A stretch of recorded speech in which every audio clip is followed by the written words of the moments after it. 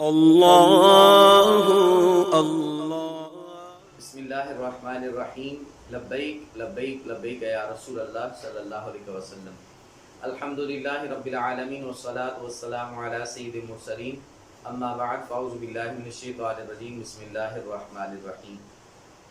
محترم سامعین حضرات، اس سے پہلے نماز کی شرائط کے متعلق ہمارا درس ہوا تھا۔ آج نماز کے فرائض کے متعلق جاننے کی کوشش کرتے ہیں۔ محترم سامعین حضرات، نماز کے 7 فرائض ہیں۔ سب سے پہلے نمبر پر تکبیر تحریمہ، دوسرے نمبر پر قیام، تیسرے نمبر پر قرات، چوتھے نمبر پر رکوع، پانچویں نمبر پر سجود، چھٹے نمبر پر قعدہ اخیرہ اور 7ویں نمبر پر ہے خروج بسنعہ۔ تکبیر تحریمہ۔ تکبیر تحریمہ در حقیقت یعنی تکبیر اولیٰ شرائط نماز میں سے ہے، مگر نماز کے افعال سے بالکل ملی ہوئی ہے، اس لیے اسے نماز کے فرائض سے بھی شمار کیا گیا ہے۔ اور دوسرے نمبر پر قیام ہے۔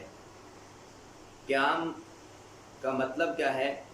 کمی کی جانب قیام کی حد یہ ہے کہ ہاتھ بڑھائے تو گھٹنوں تک نہ پہنچیں، یہ قیام کا ادنا درجہ ہے۔ اور پورا قیام یہ ہے کہ سیدھا کھڑا ہو۔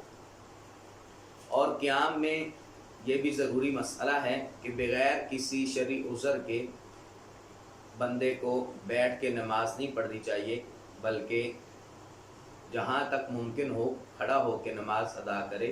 اگر کوئی مجبوری ہو، کھڑا زیادہ دیر نہیں رہ سکتا، تو پھر بندہ بیٹھ بھی سکتا ہے۔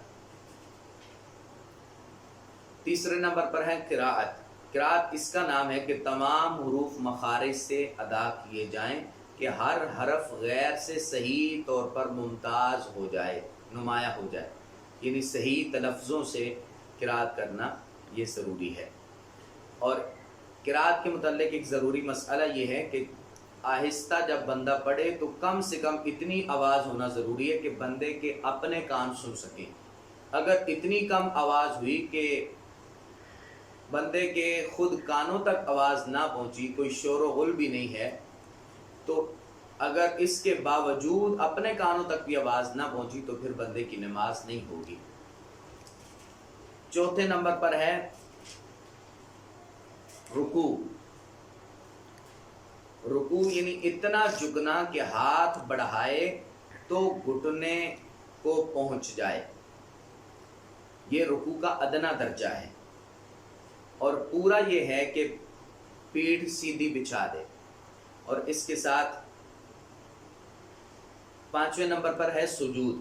نبی اکرم نور مجسم شفیع معظم صلی اللہ تعالیٰ علیہ وآلہ وسلم نے ارشاد فرمایا، صحیح مسلم میں موجود ہے کہ مجھے حکم ہوا کہ 7 ہڈیوں پر سجدہ کروں، منہ اور دونوں ہاتھ اور دونوں گھٹنے اور دونوں پنجے، اور یہ حکم ہوا کہ کپڑے اور بال نہ سمیٹوں۔ اور ہر رکعت میں 2 بار سجدہ کرنا جو ہے یہ فرض ہے۔ اس کے ساتھ 6 نمبر پر ہے قعدہ اخیرہ، یعنی نماز کی رکعتیں پوری کرنے کے بعد اتنی دیر تک بیٹھنا کہ پوری تشہد یعنی پوری اتحیات عبدہ و رسول تک پڑھ لی جائے، یہ فرض ہے۔ اور 7ویں نمبر پر خروج بسنعہ، یعنی قعدہ اخیرہ کے بعد سلام یا بات چیت وغیرہ کوئی ایسا فعل جان بوجھ کر کرنا جو نماز سے باہر کر دے، یہ خروج بسنعہ ہی کہلاتا ہے۔